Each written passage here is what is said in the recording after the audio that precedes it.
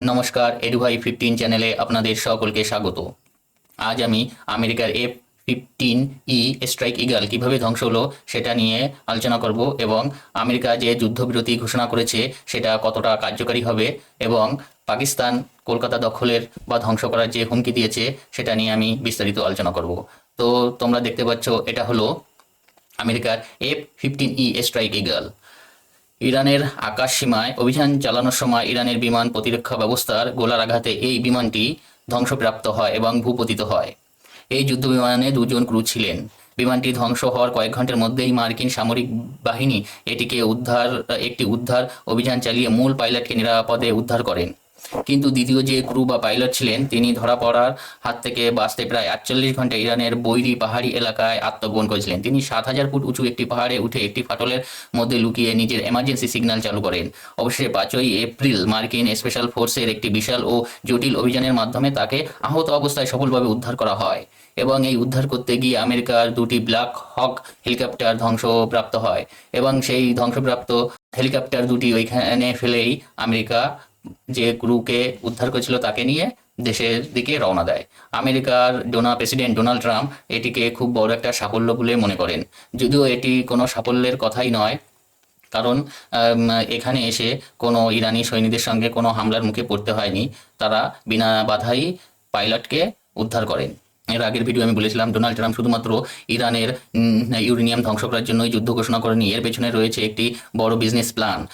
এই যুদ্ধের ফলে গালফ কান্ট্রিগুলো নিজেরা নিজেদের তেলের প্ল্যান্টগুলো ধ্বংস করবে এবং আমেরিকাও ইরানের তেলের প্ল্যান্টগুলো ধ্বংস করবে। এর ফলে বাজারে বা বিশ্ব বাজারে দেখা দেবে একটি তেলের ক্রাইসিস, আর তখনই আমেরিকার সঞ্চিত যে তেল রয়েছে তা উচ্চ দামে বিক্রি করবে।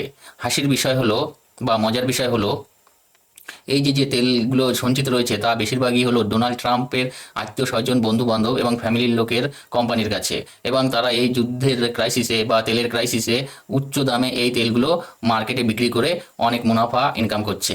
এছাড়া ইরান আমেরিকার এই মিসাইল অ্যাটাকের প্রতিবাদে গালফ কান্ট্রিগুলোয় প্রচুর পরিমাণের ড্রোন হামলা করছে, আর এই ড্রোন হামলার রুখতে এই গালফ কান্ট্রিগুলোর কাছে তেমন ভালো অ্যান্টি ড্রোন নেই, আর যেগুলো অ্যান্টি ড্রোন আছে সেগুলো খুবই উচ্চ দামের। এর ফলে এই গালফ কান্ট্রিগুলো বাজার থেকে অ্যান্টি ড্রোন কেনার জন্য বেরিয়েছে, আর তখনই দেখা যায় যে ইউএস অর্থাৎ মার্কিন ডিফেন্স ও ড্রোন কোম্পানি, এটি মার্কিন যুক্তরাষ্ট্রের ফ্লোরিডা ভিত্তিক একটি ডিফেন্স, অটোনমাস ড্রোন ও সামরিক সামঞ্জস্য প্রস্তুতকারক কোম্পানি। এর পোশাকি নাম হলো অটোনমাস পাওয়ার কর্পোরেশন। মার্কিন প্রেসিডেন্ট ডোনাল্ড ট্রাম্পের দুই ছেলে এরিক ট্রাম্প এবং ডোনাল্ড ট্রাম্প জুনিয়র এই কোম্পানির বড় অঙ্কের বিনিয়োগ করেছেন। এর ফলে একদিকে যেমন তাদের ফ্যামিলি ক্রুড অয়েল বিশ্ববাজারে অধিক দামে বিক্রি করে অনেক টাকা ইনকাম করছে, আবার এই যে ড্রোন হামলার প্রতিবাদে যে অ্যান্টি ড্রোন গুলো বিক্রি করছে এই যে ইউএস পাওয়ার ইউএস কোম্পানি, তাতেও প্রচুর পরিমাণে অর্থ ইনকাম করছে। অর্থাৎ এই যুদ্ধের পেছনে ডোনাল্ড ট্রাম্পের রয়েছে টাকা ইনকাম করার একটা বড় চক্রান্ত। এর বর্তমান প্রেক্ষাপটের দাবি কি আছে? বিশ্ব বাণিজ্যের অন্যতম গুরুত্বপূর্ণ পথ হরমুজ প্রণালী দিয়ে জাহাজ চলাচলে ইরান বাধা সৃষ্টি করে এবং ট্রানজিট ফি দাবি করে। ট্রাম্প ইরানকে 48 ঘন্টার আলটিমেটাম দিয়ে নির্দেশ দেয় যে হরমুজ প্রণালী সম্পূর্ণভাবে শর্তহীনভাবে খুলে দিতে হবে এবং একটি স্থায়ী শান্তি চুক্তিতে আসতে হবে। হুমকি। ডোনাল্ড ট্রাম্প কি হুমকি দিয়েছিল? ট্রাম্প চরম হুঁশিয়ারি দিয়ে বলেন যে নির্ধারিত সময়ের মধ্যে দাবি মানা না হলে তিনি ইরানের সমস্ত বিদ্যুৎ কেন্দ্র, সেতু এবং গুরুত্বপূর্ণ অবকাঠামো সম্পূর্ণ ধ্বংস করে দেবে। তিনি এমন কথাও বলেছিলেন যে আজ রাতে একটি আস্ত সভ্যতা ধ্বংস হয়ে যাবে যা আর কখনো ফিরে আসবে না। অর্থাৎ তিনি এই কথার মধ্যে দিয়ে তিনি বলতে চেয়েছিলেন যে হয়তো পরমাণু হামলা করবে। শেষ মুহূর্তের যুদ্ধবিরতি। ট্রাম্পের দেওয়া আলটিমেটামের সময় সীমা শেষ হওয়ার মাত্র 88 মিনিট আগেই মঙ্গলবার রাতে, যেটা হলো 7ই এপ্রিল ছিল, যুক্তরাষ্ট্র ও ইরানের মধ্যে 2 সপ্তাহের একটি সাময়িক ও শর্তসাপেক্ষ যুদ্ধবিরতি চুক্তি হয়েছে।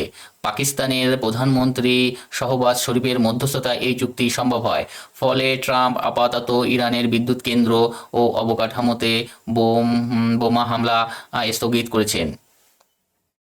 ইসলামাবাদে আসন্ন শান্তি আলোচনা।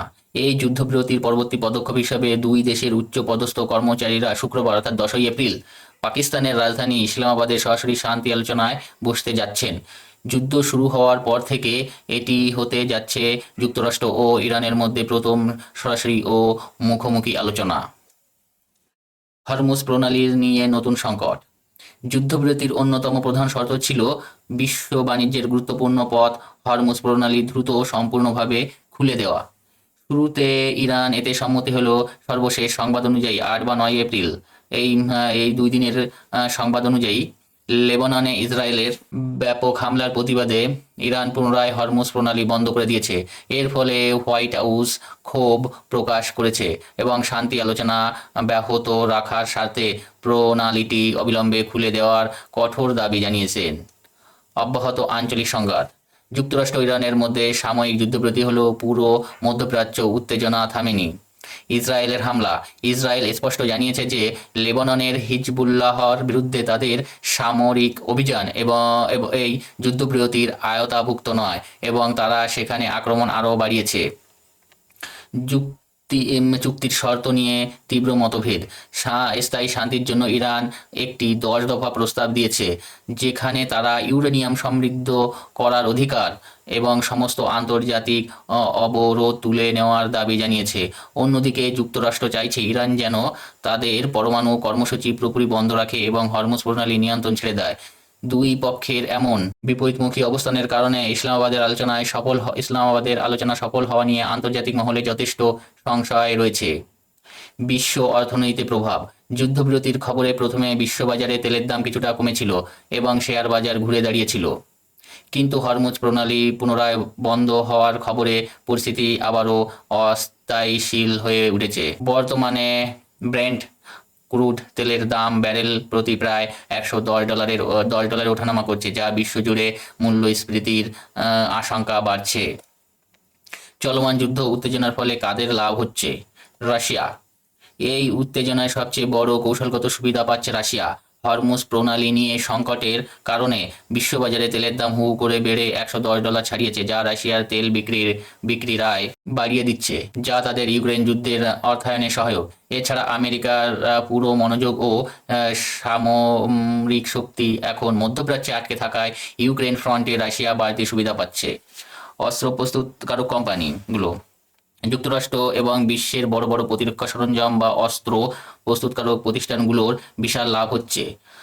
ইসরায়েল, উপসাগরীয় দেশসমূহ এবং খোদ মার্কিন সেনাবাহিনীর জন্য নতুন করে কোটি কোটি ডলারের অস্ত্র ও গোলাবারুদের চাহিদা তৈরি হয়েছে। এই সুযোগে ভারতেরও একটা লাভ আছে। এই সুযোগে ভারতের কাছ থেকে এই সকল কান্ট্রিগুলো বা ইউরোপ কান্ট্রিগুলো বিভিন্ন যুদ্ধ সরঞ্জাম কিনতে পারে, যার ফলে ভারতেরও কিছুটা আর্থিক লাভ হতে পারে। যদিও আমেরিকা ইরানের সব শর্ত মেনে নেয়, লাভ বা ক্ষতির হিসাব। ইরানের প্রধান শর্তগুলোর মধ্যে রয়েছে সমস্ত আন্তর্জাতিক অর্থনৈতিক নিষেধাজ্ঞা প্রত্যাহার, ইউরেনিয়াম সমৃদ্ধ করা বা পারমাণবিক কর্মসূচির স্বীকৃতি বা মধ্যপ্রাচ্য তাদের প্রভাব বলয় মেনে নেওয়া। ট্রাম্প যদি এইসব শর্ত মেনে নেন তবে পরিস্থিতি পুরোপুরি বদলে যাবে। যাদের লাভ হবে ইরান এবং তাদের মিত্র। অর্থনৈতিক নিষেধাজ্ঞা উঠে গেলে ইরানের অর্থনীতি রাতারাতি ফুলে ফেঁপে উঠবে। তারা বিশ্বের বুকে একটি স্বীকৃত পারমাণবিক শক্তি হিসাবে আত্মপ্রকাশ করতে পারে। পাশাপাশি ইরানের সাহায্যে লেবাননের হিজবুল্লাহ, ইয়েমেনের হুতি এবং ফিলিস্তিনের হামাস আরও অনেক বেশি শক্তিশালী ও আর্থিকভাবে সচ্ছল হয়ে উঠবে। চীন এবং রাশিয়া। মধ্যপ্রাচ্যে আমেরিকার প্রভাব ও আধিপত্য চরমভাবে ধাক্কা খাবে, যা চীন ও রাশিয়ার জন্য বিরাট ভূ রাজনৈতিক বিজয়। চীন সস্তায় ও নিরাপদে ইরানের থেকে বিপুল পরিমাণে জ্বালানি তেল আমদানি করতে পারবে এবং সেখানে তাদের বিনিয়োগ সুরক্ষিত হবে। কাদের চরম লোকসান হবে? ইসরায়েল। ইরানের সব শর্ত মানা হলে সবচেয়ে বড় বিপদে পড়বে হলো ইসরায়েল। একটি অর্থনৈতিকভাবে শক্তিশালী ও পারমাণবিক অস্ত্রে সমৃদ্ধ ইরান ইসরায়েলের জন্য সরাসরি অস্তিত্বের সংকট তৈরি করবে। হিজবুল্লাহ বা হামাসের মতো সংগঠনগুলি আরও ভয়ঙ্কর রূপ নেবে। যুক্তরাষ্ট্র এবং আমেরিকা বা যুক্তরাষ্ট্র। যুদ্ধ করতে এসে আমেরিকার অনেক আর্থিক ক্ষতি হয়েছে, অনেক যুদ্ধের সামগ্রী ধ্বংস হয়েছে। যদি ইরানের সব শর্ত মেনে নেয় তো আমেরিকা যুদ্ধ করতে এসেছে কেন? ইরান পারমাণবিক মিসাইল বানানোর ছাড়পত্র পেয়ে গেল, ইরানের উপর লাগানো সমস্ত নিষেধাজ্ঞা উঠে গেল আর হরমুজ প্রণালী তো যুদ্ধের আগেই খোলা ছিল। উল্টে ইরান হরমুজ প্রণালীতে ট্যাক্স বসালো। আমেরিকা এসেছিল ইউরেনিয়াম ধ্বংস করতে, সেটা তো হলো না, তো যুদ্ধ করে লাভ কি হলো? যুদ্ধে করে ট্রাম্প আর এর ফ্যামিলির লাভ হচ্ছে, কিন্তু আমেরিকার তো পুরোপুরি লোকসান। তাই সেক্ষেত্রে দেখা গেলে এই যে যে চুক্তি হবে 10 তারিখে কথা আছে, তা মনে হয় না 100% চুক্তি সম্পূর্ণ হবে। এবার আসা যাক পাকিস্তান কি হুমকি দিয়েছে। গত 4 এপ্রিল 2026 পাকিস্তানের প্রতিরক্ষা মন্ত্রী খাজা আসিফ তার নিজ শহর সিয়ালকোট থেকে সাংবাদিকদের উদ্দেশ্যে বলেন যে ভারত যদি ভবিষ্যতে কোনো ধরনের ফলস ফ্ল্যাগ অপারেশন বা সামরিক হটকারিতা করার চেষ্টা করে, তবে পাকিস্তান সরাসরি কলকাতা স্ট্রাইক বা হামলা চালাবে। তিনি হুঙ্কার দিয়ে বলেন, এবার সংঘাত আর 200-250 কিলোমিটারের মধ্যে সীমাবদ্ধ থাকবে না, আমরা তাদের ঘরে ঢুকে কলকাতায় আঘাত হানবো। ভারতের কড়া জবাব। পাকিস্তানের এই চরম উস্কানিমূলক মন্তব্যের কড়া জবাব দিয়েছেন ভারতের প্রতিরক্ষা মন্ত্রী রাজনাথ সিং। 7 এপ্রিল 2026 পশ্চিমবঙ্গের এক জনসভায় তিনি পাকিস্তানকে 1971 সালের যুদ্ধের কথা স্মরণ করিয়ে দিয়ে হুঁশিয়ারি দেন, 55 বছর আগে তারা ফল ভুগছে যখন পাকিস্তান দু টুকরো হয়ে গিয়েছিল। এবার যদি তারা বাংলার দিকে চোখ তুলে তাকায়, তবে পাকিস্তান এবার ঠিক কত টুকরো হবে তা কেবল ঈশ্বরই জানেন। এই যে এইখানে হলো পাকিস্তান, আর এই যে হলো কলকাতা এইখানে। তো পাকিস্তানের যদি কলকাতা আক্রমণ করতে হয়, তো হয় এই দিক দিয়ে ঘুরে নৌপথে আসতে হবে, নয় এই 2-3টে রাজ্য কম উপর দিয়ে এইখানে মিসাইল মারতে হবে। তো পাকিস্তানের সম্ভবত এতটা ক্ষমতা হবে না, কারণ এইখান দিয়ে আসতে গেলে আমাদের যে ভারতীয় যে সাবমেরিন এবং যুদ্ধ জাহাজ রয়েছে তা আগেই ধ্বংস করে দেবে। আর এই উপর দিয়ে 2-3টে শহরের উপর দিয়ে আসতে গেলেই আমাদের অ্যান্টি মিসাইল তা আগের থেকে আকাশেই ধ্বংস করে দেবে। তো সম্ভবত যদি আক্রমণ করে, তো এই পাকিস্তান বাংলাদেশের এইখান দিয়ে জঙ্গি গোষ্ঠী ঢুকিয়ে তারা এইখানে আক্রমণ করতে পারে। তো তার জন্য গোয়েন্দা নজরদারি, অভ্যন্তরীণ নিরাপত্তা বৃদ্ধি করা হচ্ছে। ভারতের নিরাপত্তা সংস্থাগুলো এই হুমকির পেছনের উদ্দেশ্য নিবিড়ভাবে বিশ্লেষণ করেছে। গোয়েন্দা ইনপুট অনুযায়ী আসন্ন নির্বাচনের আগে পশ্চিমবঙ্গ ও আসামের মতো রাজ্যগুলোতে হরকাত উল জিহাদ ইসলামী বা জেআই এবং জামায়াত উল মুজাহিদ্দিন বাংলাদেশ জেএমবি এর মতো নিষিদ্ধ চরমপন্থী সংগঠনগুলো নাশকতার ছক কষতে পারে বলে আশঙ্কা করা হচ্ছে। মানে এইখান থেকে ঢুকবে তারা, এই দিক দিয়ে জঙ্গি গোষ্ঠী ঢুকিয়ে দেবে। দুর্ভেদ্য আকাশ প্রতিরক্ষা ব্যবস্থা। সামরিক বিশেষজ্ঞরা আশ্বস্ত করেছেন যে কলকাতা ভৌগোলিকভাবে পাকিস্তানের লাহোর বা ইসলামাবাদ থেকে প্রায় 700 থেকে 2200 কিলোমিটার দূরে অবস্থিত। তাত্ত্বিকভাবে পাকিস্তানের কাছে শাহিন-3 এবং আবাবিল এর মতো দূরপাল্লার মিসাইল থাকলেও কলকাতাকে আঘাত করতে হলে সেগুলোকে ভারতের বহুস্তরীয় অ্যাডভান্সড এয়ার ডিফেন্স গ্রিড ভেদ করতে হবে। ভারতের হাতে থাকা S-400 মিসাইল ডিফেন্স সিস্টেম, যেটাকে সুদর্শন চক্র নাম দেওয়া হয়েছে, এবং অত্যাধুনিক ব্যালিস্টিক মিসাইল শিল্ড এই ধরনের যে কোনো দূরপাল্লার আক্রমণ মাঝ আকাশেই ধ্বংস করে দিতে সম্পূর্ণ প্রস্তুত। এই যে S-400 এটা রাশিয়ার থেকে নেওয়া হয়েছে। অ্যান্টি টেরোরিজম স্কোয়াড ATS দ্বারা নাশকতা বানচাল। উত্তেজনার এই আবহাওয়ার মাঝে উত্তরপ্রদেশের অ্যান্টি টেরোরিজম স্কোয়াড একটি পাকিস্তান সমর্থিত গুপ্তচর ও নাশকতামূলক মডিউল উদ্ঘাটন করেছেন। তারা 4 জনকে গ্রেপ্তার করেছেন, যারা সীমান্ত পারের নির্দেশে মিরাটের কাছে একটি রেলওয়ে সিগন্যাল বক্সে আগুন লাগিয়ে বড় ধরনের দুর্ঘটনা ঘটানোর পরিকল্পনা করেছিল। দেশের ভেতরের স্লিপার সেলগুলোর বিরুদ্ধে অভিযানে আরও জোরদার করা হয়েছে। স্লিপার সেল দমন, শহরে যাতে কোনো জঙ্গি গোষ্ঠীর স্লিপার সেল সক্রিয় না হতে পারে সেই জন্য সন্দেহজনকদের গতিবিধি ও শহরের বিভিন্ন হোটেল ও গেস্ট হাউসগুলোতে কড়া নজর রাখা হয়েছে। ফোর্ট উইলিয়াম ও সেনাবাহিনী সতর্কতা। ইস্টার্ন কমান্ডের প্রস্তুতি।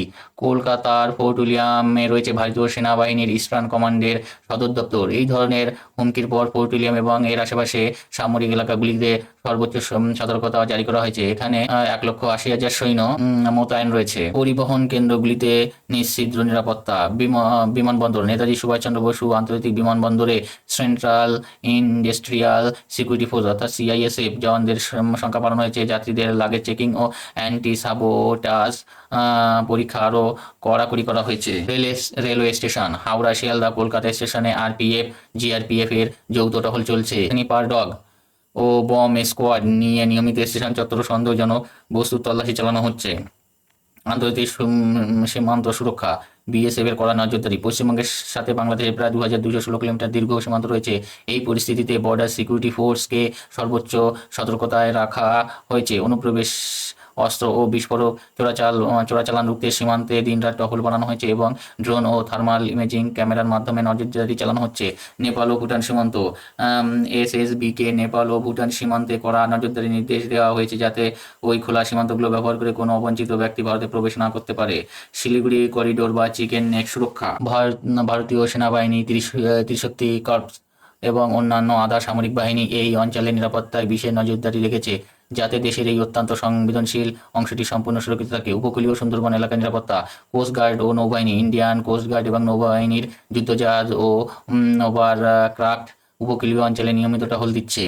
কৌশলগত বিমান ঘাঁটি নিরাপত্তা, কলাইকুণ্ডা, পশ্চিম মেদিনীপুর, হাসিমারা, আলিপুরদুয়ার যেখানে অত্যাধুনিক রাফাল যুদ্ধবিমান মোতায়েন রয়েছে, বাগডোগরা এবং ব্যারাকপুর বিমান ঘাঁটিগুলোর নিরাপত্তা ছিদ্র করা হয়েছে। এর চারপাশের গ্রামগুলোতে গোয়েন্দা নজরদারি চলছে। গুরুত্বপূর্ণ স্থাপনা ও শিল্পাঞ্চল সুরক্ষা, হলদিয়া বন্দর ও রিফাইনারি, হলদিয়া পোর্ট এবং পেট্রোকেমিক্যাল শিল্পাঞ্চল, SCISF এর নিরাপত্তা বলয় আরও জোরদার করা হয়েছে। ফারাক্কা ব্যারেজ, উত্তর ও দক্ষিণ সংযোগকারী এই গঙ্গা নদীর উপর অবস্থিত এই গুরুত্বপূর্ণ বাঁধটি নিরাপত্তা বিশেষ বাহিনী মোতায়েন করা হয়েছে। দুর্গাপুর আসলে শিল্পাঞ্চল, রাজ্যে এই প্রধান শিল্পাঞ্চলগুলো ও কেন্দ্রীয় রাজ্য পুলিশের যৌথ নজরদারি দেওয়া হয়েছে। এছাড়া সেনাবাহিনীকে AK-203 বন্দুক দেওয়া হয়েছে যেটা AK-47 থেকে আরও অত্যাধুনিক, এবং সেনাকে EMP বন্দুক দেওয়া হয়েছে। এটা হলো ইলেকট্রোম্যাগনেটিক গান, যেটা যে কোনো ইলেকট্রিকের দিকে তাক করলে সে একটা ইলেকট্রিক ম্যাগনেটিক রে বেরোবে যেটা দিয়ে পুরো সেই যন্ত্রটা বিকল হয়ে যাবে। এর মধ্যে ড্রোনও আছে, যদি কোনো ইলেকট্রিক ড্রোন আসে তার উপরে তাকলে সঙ্গে সঙ্গে ড্রোনটি বিকল হয়ে মাটিতে পড়ে যাবে। এছাড়া রোবোটিক ডগ রয়েছে। এছাড়া INS দুনাগিরি, INS সংশোধক, INS আগায়, এই সকল যুদ্ধ জাহাজ, এই যে INS সংশোধক, INS আগায়, এইগুলো মোতায়েন রয়েছে তোমার কলকাতার আশেপাশে সমুদ্রে।